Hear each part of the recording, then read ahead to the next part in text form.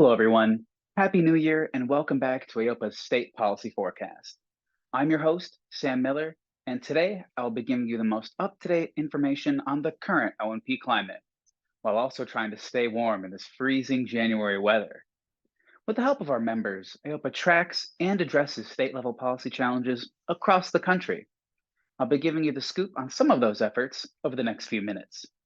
To start us off, let's head down to Mississippi to learn more about a newly introduced Medicaid bill.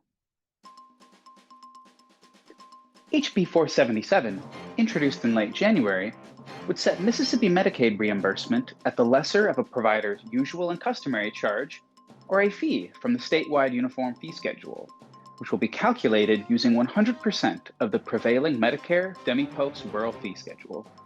Now, let's travel up the Mississippi River to Missouri for another new bill. HB 2215 would amend Missouri's current O&P insurance fairness statute with several provisions.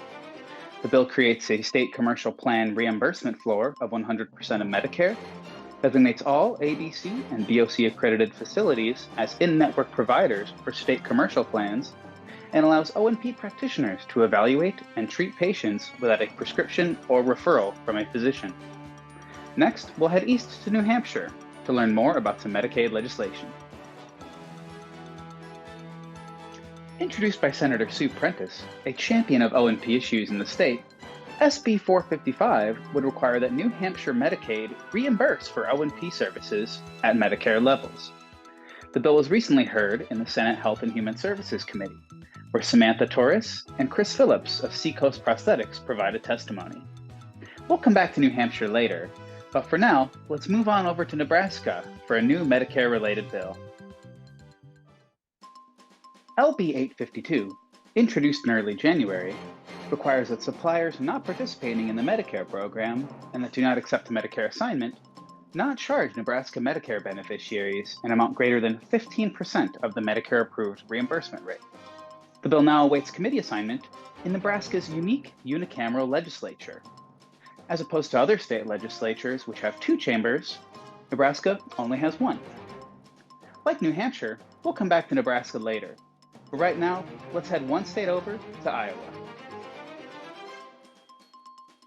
HF 384 requires that state commercial plans that cover mastectomies also provide coverage for postoperative care, including breast prostheses and reconstructive surgery. Hear that, folks? That's the So Everybody Can Move groove once again. You know what that means. Let's head over to New Hampshire to learn more about some new legislative movement. SB 177, carried over into the 2024 session by Senator Sue Prentice, has officially passed out of the Senate and will now move to the House. Fun fact, the New Hampshire House of Representatives is the 4th largest lower legislative chamber in the English-speaking world, with 400 total representatives. Now, let's travel back to the Midwest for a bill reintroduction out of Indiana. HB 1428, reintroduced by Representative Hal Slager for the 2024 session with the help of Eric Schottmeyer and IAOP, is nearly identical to HB 1433, requiring that Indiana Medicaid cover 1 additional activity-specific device for enrollees under 18 years of age. Up next is New Jersey, where another So Everybody Can Move bill has been reintroduced. Through the tireless efforts of Steve Slavinsky of Boston O&P, S 3919 has been reintroduced as S 1439 by Senators Singleton, Bucco, and Deignan for the 2024-2025 session.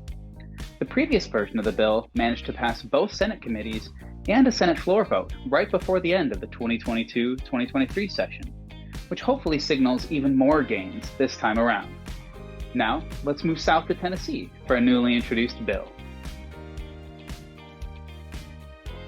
HB 1992, introduced with the help of the Tennessee Society of Orthotists and Prosthetists, implements insurance fairness and ensures coverage of activity-specific custom O&P devices in state commercial plans, along with creating non-discrimination standards and prohibiting unfair trade practices as they relate to O&P care. In a similar vein, let's head back to Nebraska for news on the insurance fairness front. LB 1274, introduced with the help of So Everybody Can Move lead advocate Vince Lau of LimLab, would implement insurance fairness in the state by requiring state commercial plans to cover and reimburse O&P at Medicare levels.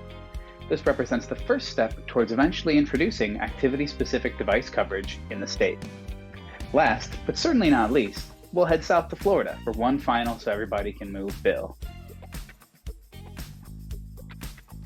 Identical companion bills, SB 828 and HB 1003, introduced through the work of Arlene Gillis, implement insurance fairness and ensure coverage of activity-specific O&P care for both state commercial plans and Medicaid. All right, folks, that just about wraps things up. Thank you so much for tuning in to this month's State Policy Forecast. And for more news, be sure to check out the AOPA Co-op and the State by State section of the O&P Almanac. Stay warm, y'all. This is Sam Miller, signing off.